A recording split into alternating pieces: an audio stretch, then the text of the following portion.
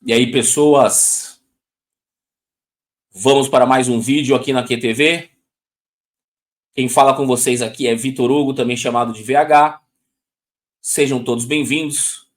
Vamos para mais um vídeo da série do Guia do Brasileirão. Chegou a vez do rubro-negro baiano, a equipe do Vitória, treinado por Thiago Carpini. Vamos encher a tela, então, com a equipe do Vitória e os dados seguindo o padrão de vídeos anteriores, né? A gente manteve aí um padrão em todas as equipes até aqui, com pequenas diferenças, já que algumas equipes participam ou não de determinados torneios, mas mantendo as informações, a parte do campinho, tudo dentro de um padrão. Este ano, até o momento, a equipe do Vitória fez 22 partidas, com 13 vitórias, 7 empates e 2 derrotas. Marcou 37 gols e sofreu 15, um saldo positivo de mais 22. O seu aproveitamento é de 70% no ano, é um bom aproveitamento, considerando que não é apenas o estadual. Também a equipe joga a Copa do Nordeste, que vamos citar mais para frente. E também, claro, o torcedor do Vitória sabe o que aconteceu na Copa do Brasil, né, que poderia ser diferente, vamos falar logo a seguir. A eliminação veio na segunda fase, mas na primeira fase a equipe do Vitória ganhou do Maranhão, jogando fora de casa por 1-0. E já na segunda fase, jogando em casa, foi eliminado, né, na derrota de 2-0 que sofreu para a equipe do Náutico, né, a Copa do Brasil, que é uma competição onde o lado financeiro pesa, né, já que o Vitória, sabemos, né, que dentre as 20 equipes que participaram da Série A, deve estar entre as, talvez, 2 ou 3 equipes com a menor folha salarial ou investimento, né, que não envolve apenas pagamento de salários. A gente sabe disso.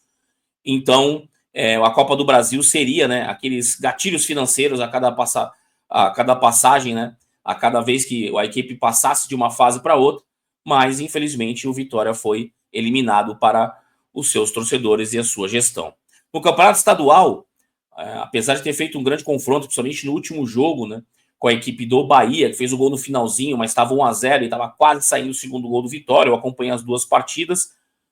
Acabou ficando com o segundo lugar, né, o vice-campeonato, perdendo para o seu rival. A equipe também está na fase de grupos da Sul-Americana, e vamos citar aqui até os seus, digamos, concorrentes, né, os times que irão enfrentar na primeira fase, nessa fase de grupos, para ver se consegue atingir, né, a fase de playoff da Sul-Americana. A equipe do Vitória está no grupo B, grupo que conta ainda com Cerro Largo, Defensa e Justiça e Universidade de Quito. O Vitória tem tudo aí para conseguir passar dessa fase, se manter o nível, né, e o futebol que vem jogando, mesmo eu não tendo visto, por exemplo, jogos do Cerro Largo. Né? O Defensa e Justiça não está do mesmo nível que anos anteriores, e a Universidade do Quito tem a questão, né, assim como em outras partidas, né, o jogar fora faz muita diferença nos torneios continentais, né, como se fosse uma partida totalmente distinta de quando o Vitória jogar em casa, né, no caso da estreia no Barradão, no dia 2 de abril, contra a Universidade de Quito.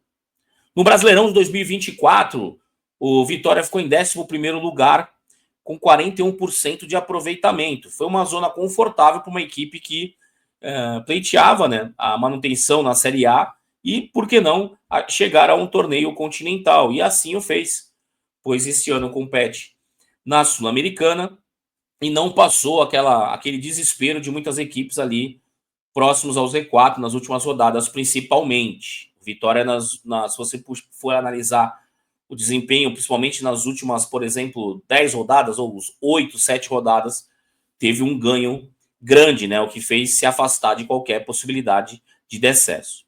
O treinador responsável por isso é Thiago Carpini, o jovem treinador talentoso, sim, um treinador que muito se aposta, né, para que seja um dos grandes treinadores do futebol brasileiro, já que já atingiu, né, nível de Série A, não é a primeira equipe que ele está no comando, né, mas é um treinador que tem variação tática, um treinador que tem propostas interessantes de jogo, e eu vou apresentar no momento em que colocar na tela para vocês o campinho digital. Thiago Carpini à frente do Vitória, tem 56 jogos, 26 vitórias, 14 empates e 16 derrotas, o aproveitamento de 55%. Ou seja, com esse aproveitamento, se ele conseguir chegar próximo disso, o Vitória conseguirá uma colocação ainda melhor, né? Seguindo apenas os números, né, gente? E com relação ao ano anterior, até imagino que o Vitória esteja com o seu entrosamento e com suas questões táticas aí mais aprimoradas, porque tem a manutenção do treinador, mas houve troca de peça e a gente vai falar disso a seguir. Como padrão dos outros vídeos, das outras equipes, eu acabo selecionando um jogador de cada setor e vou explicar, nesse caso, as minhas escolhas, né? O goleiro de 26 anos, Lucas Arcanjo, que já está na sua... Até anotei aqui para não errar, né? O goleiro da base que está na sua 7ª temporada, né? Goleiro de 1,89 m, goleiro ágil, um goleiro que se firmou, né? Mesmo tendo como sombra o Gabriel, que é um bom goleiro também, com passagem de futebol italiano, por Lecce, Milan, Napoli, mas o Lucas Arcanjo, que é um dos goleiros na sua faixa etária que está entre os melhores do futebol brasileiro, já que 26 anos para goleiro é considerado ainda um goleiro jovem, né?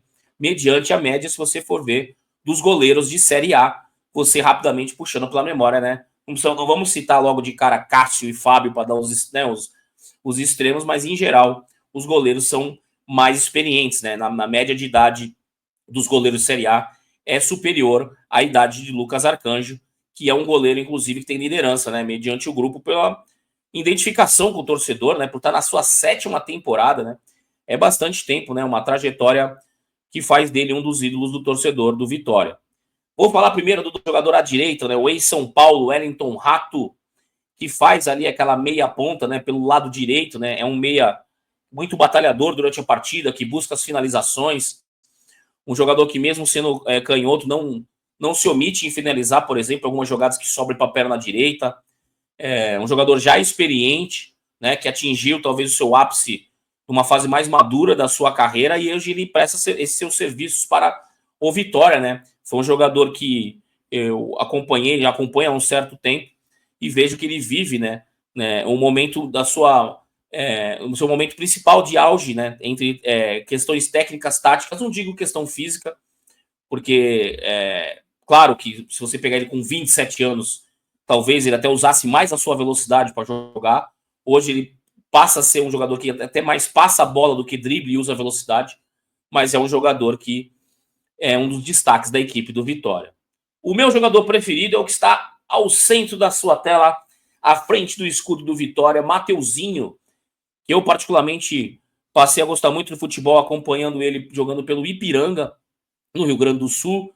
Um jogador que eu sinceramente achei que vingaria, né, e apareceria rapidamente no futebol até internacional, pelo seu início, né, pela maneira como ele começou, né, com o seu talento na sua perna esquerda, velocidade, habilidade, criatividade, mas ele vem fazendo uma trajetória, digamos, mais pé no chão, né?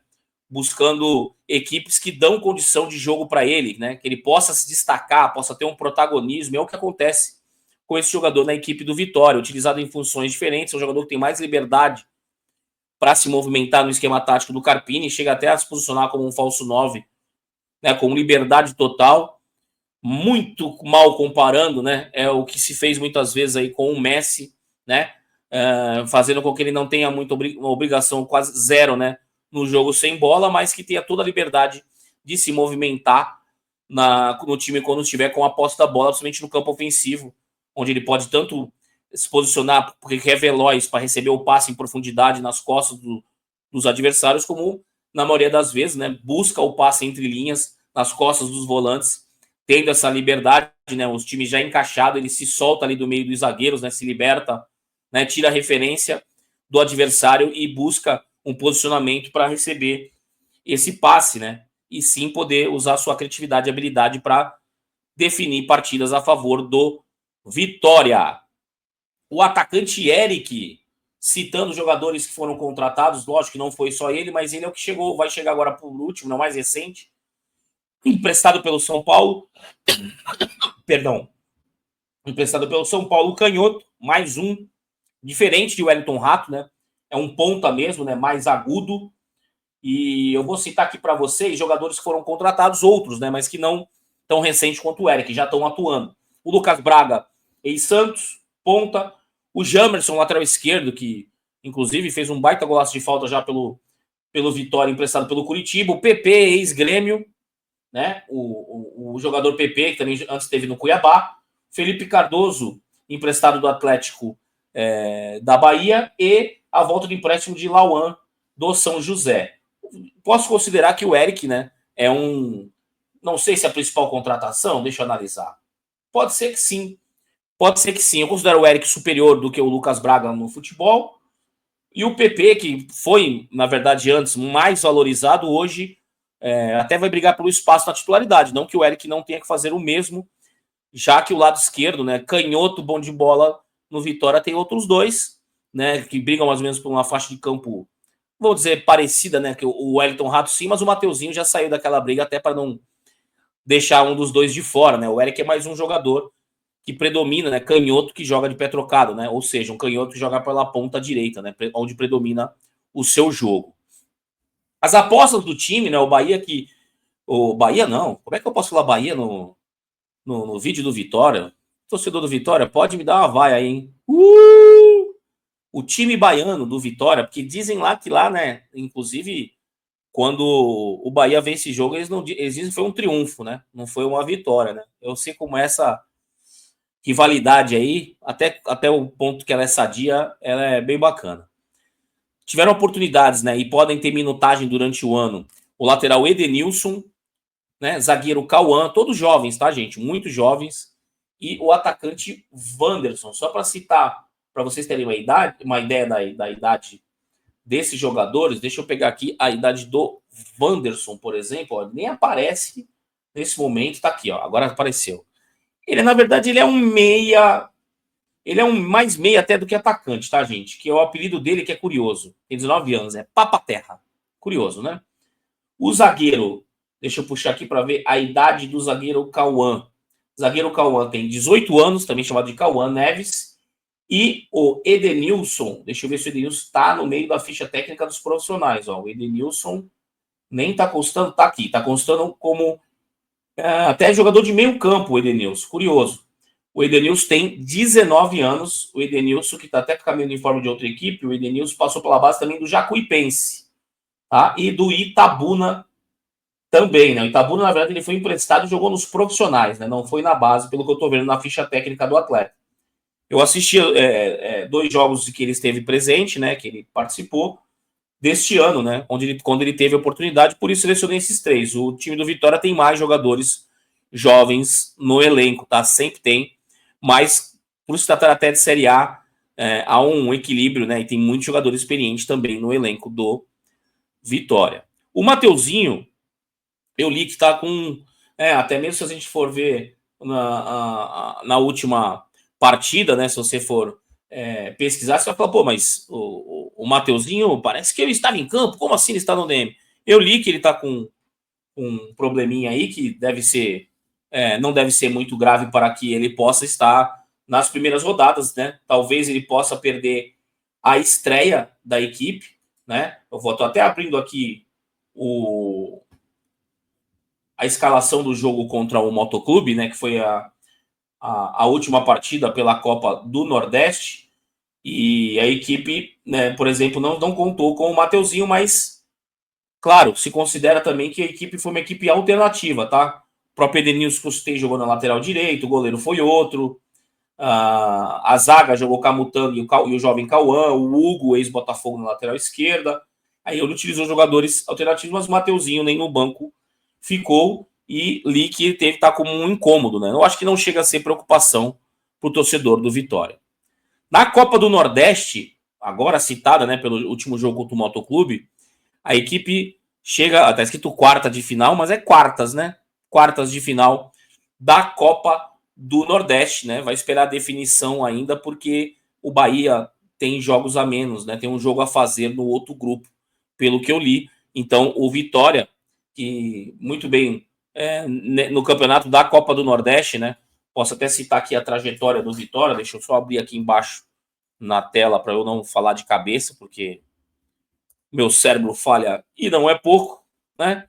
Eu vou abrir aqui para poder mostrar para vocês como está a tabela, né? O Vitória está em primeiro lugar do grupo A, seguido do Sport, né? Terminou essa primeira fase, mas no grupo B ainda tem a 7ª rodada a jogar, né? Então ele vai pegar o 4º colocado do outro grupo, que no momento seria o Náutico, né? O seu algoz aí na Copa do Brasil, né? Que eliminou o Vitória na segunda fase. Mas como tem ainda a 7ª rodada a jogar e o Bahia, com confiança, tem um jogo a fazer adicional, ainda não está definido, né? E não dá nem para dizer, cravar agora quem será a equipe que vai enfrentar o Vitória na Copa do Nordeste nas quartas de final.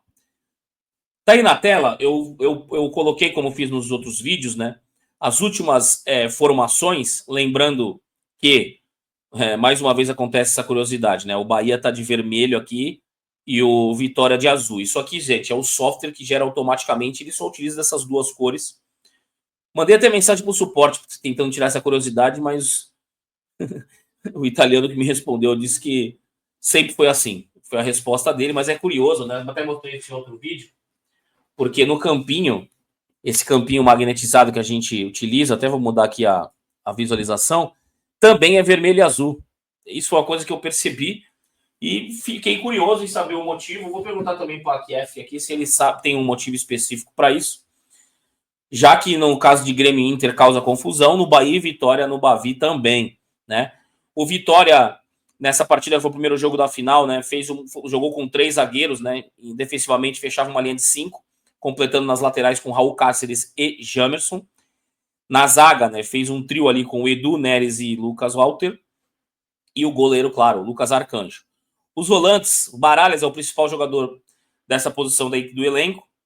Dessa vez teve a companhia do William Oliveira. E aí o Janderson, apesar da sua enorme estatura para jogar de ponta, né, o que causa estranheza, mas temos exemplos no futebol também de jogadores bem altos que jogavam abertos.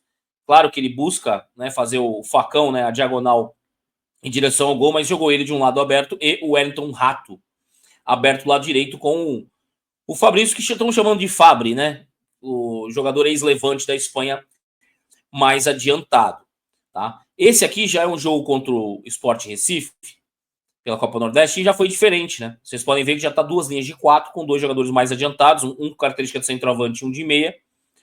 E houve também uma mescla aqui, né, de utilização de jogadores considerados titulares e os considerados reservas. O goleiro, por exemplo, foi o Gabriel, a zaga, Lucas Alter e o Zé Marcos, canhoto Zé Marcos, o Hugo na lateral esquerda e não o Jamerson, o Claudinho na lateral direita, né, e não o Cáceres, aí Gustavo, ex-Gustavo Mosquito, né, o Gustavo aberto pelo lado direito e o Janderson novamente pelo lado esquerdo. E a dupla de volantes foi outra já, jogou o Ricardo camisa 28 com o Ronald camisa 8, né? Ricardo, jogador que eu trabalhei antes dele para o futebol europeu, quando eu prestei serviço para a Luverdense, ele era um dos destaques daquela equipe. Na frente, Carlinhos, ex-Flamengo, junto com o PP, que faz uma meia, né? Que na verdade jogou adiantado, mas é claro que ele vinha fazer um terceiro jogador de meio campo por dentro.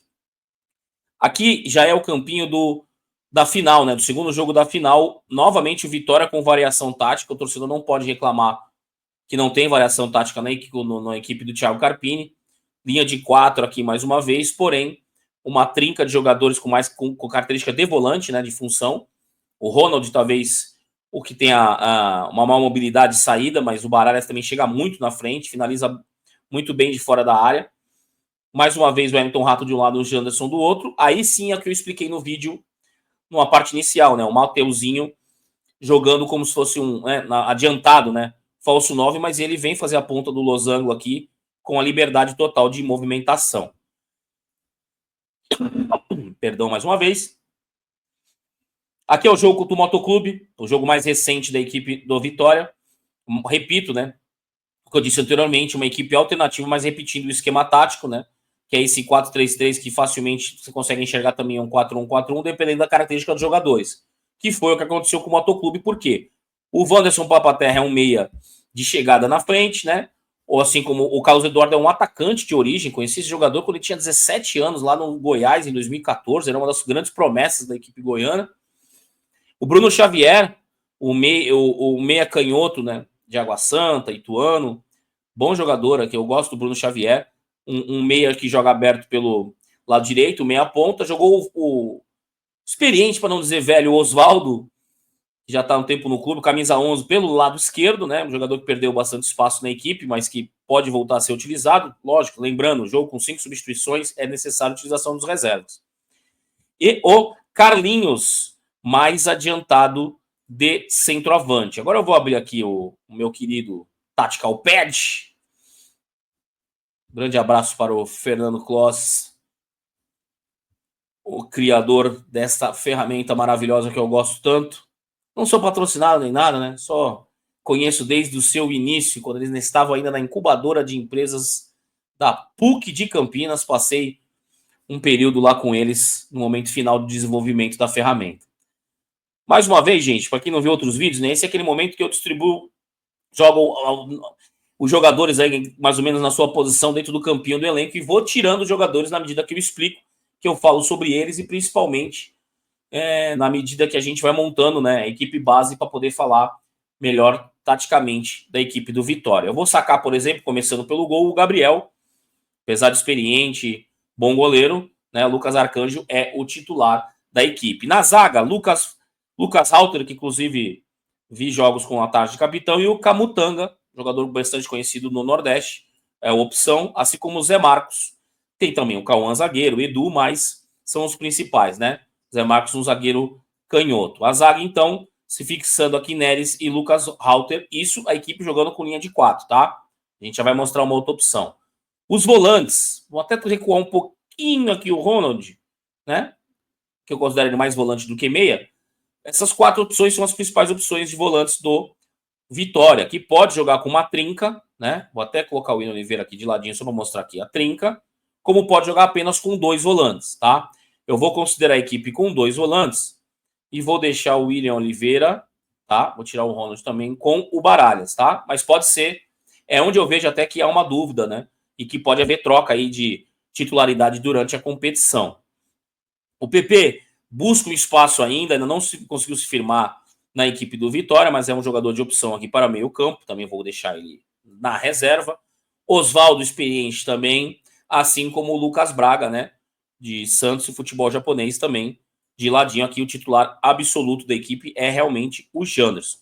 Mais jogadores que o Thiago Carpim tem como opção, e são, aliás, boas opções para segundo tempo, né? O Carlos Eduardo e o Gustavo, né? Agora, Gustavo Silva e não mais Mosquito. Mosquito era um nome legal, mas como tem o mosquito da dengue aí, que acaba causando até mortes, né? Acho melhor realmente evitar, né? Eu gosto de apelido no futebol, acho bem legal, né? Pô, logo ao lado eu vou citar agora um jogador que chama Wellington Rato, né? A leptospirose também pode matar, mas enfim, gente, é a escolha do jogador, né? Tirando a brincadeira de lado. Gustavo Silva, ex-Corinthians, também é a opção, assim como o Carlos Eduardo, mas o titular aqui dessa posição é o Wellington Rato.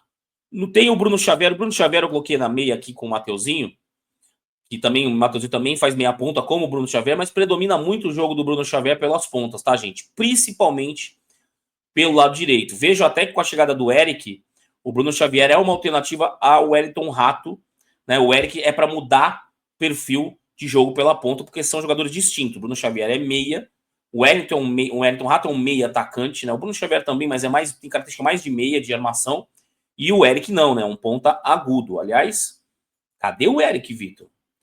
Não é porque você não sabe o número da camisa que você não vai colocar. Por favor, vamos inventar um número pro Eric aqui, gente. Não pode nem ser o 99, porque já tem o Carlinhos. Então eu vou colocar 91, vai. Não é o número dele oficial, tá, gente? É porque realmente eu não sei. Foi contratado recentemente, não atuou. Então agora podemos sim colocar ele aqui como opção. Número 91, Eric, né? Mais um jogador de ponta, né? Jogador habilidoso, tem 1 contra 1.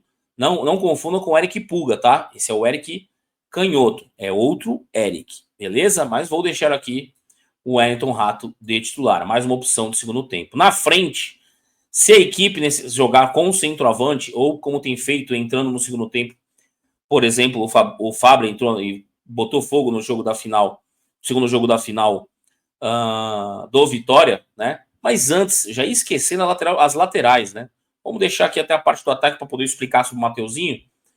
Perdão, eu mesmo estou me interrompendo para falar sobre a lateral direita. Eu gosto muito do Claudinho, tá? Claudinho ex-Criciúma, um jogador que eu gostei muito desde que ele apareceu tendo oportunidades no Criciúma, mas o Cáceres predominou entre os titulares, tá?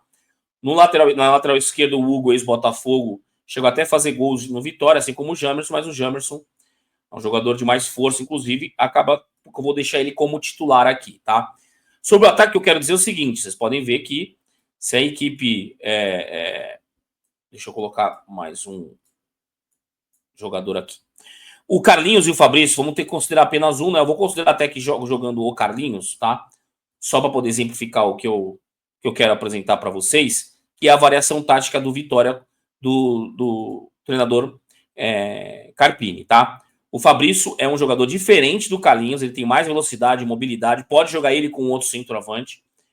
E o Carlinhos ele é mais posicional, tá? Ele é mais de área, tem uma certa qualidade técnica até, mas ele não é como o Fabrício, de maior mobilidade. Eu vou deixar o Carlinhos e vou simplificar o seguinte.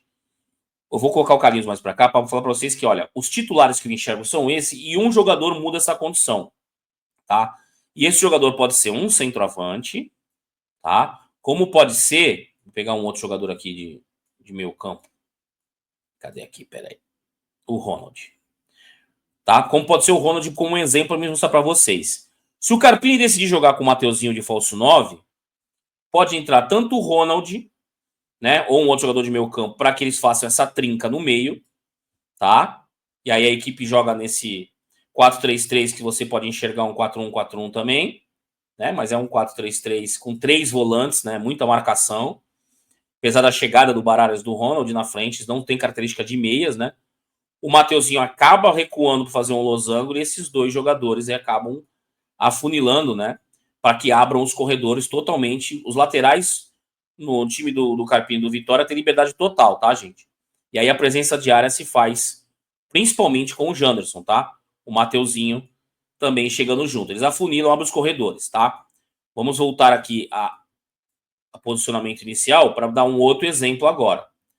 Vamos dizer, então, que aí o Carpini fala, não, eu vou jogar com um centroavante. Saca novamente, por exemplo, o Ronald, ou saca o William Oliveira, mais ofensivo, jogo no Barradão. Aí ele coloca o Carlinhos e o Mateuzinho joga, né, bem adiantado, né, porque tem esse espaço que o Wellington Rato também acaba ocupando, o Mateuzinho com liberdade total, mais uma vez, só que com a mínima obrigação, diferente de falso 9, de Busto pelo menos vir fazer uma sombra no volante adversário, para não haver desvantagem numérica no meio. Mas é outra opção que o Thiago Carpini tem. Vamos novamente agora sacar o Carlinhos e montar assim, tá bom, mas agora ele vai jogar com 3 zagueiros, Vitor, e aí?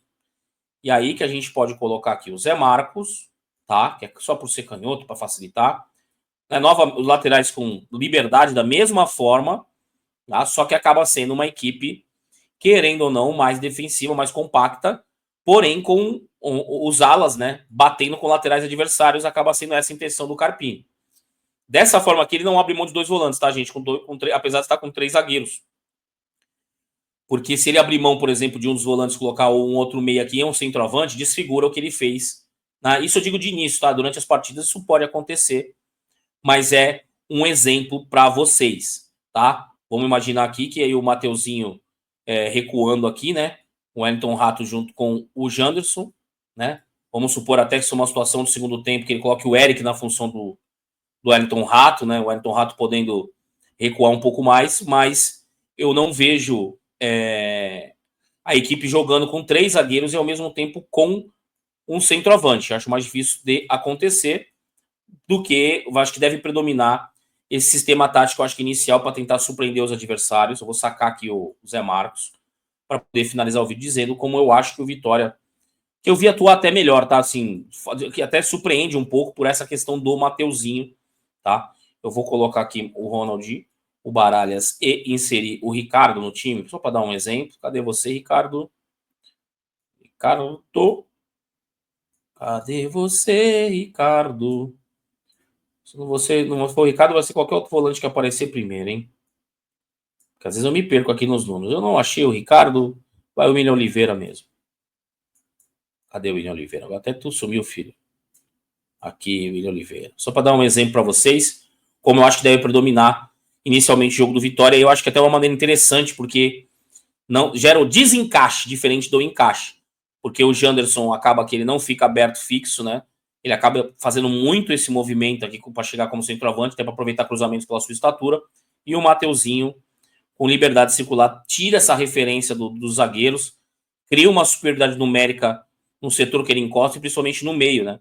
Você imaginando uma equipe adversária aqui, os laterais pegando esses atacantes e os zagueiros sem essa referência do Mateuzinho, acaba que os zagueiros ficam sem marcar ninguém, e isso gera um desconforto de certa forma, como acontecia com o Grêmio de Roger Machado lá atrás, com o Luan de falso 9, que depois Renato Gaúcho manteve. Beleza, gente?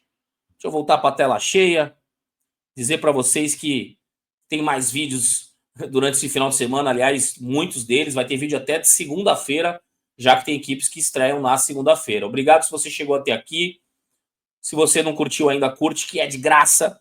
E se você gostou muito, publica nas suas redes sociais, divulga para os seus amigos, nos grupos de WhatsApp, para os amantes de futebol. Valeu? Grande abraço a todos.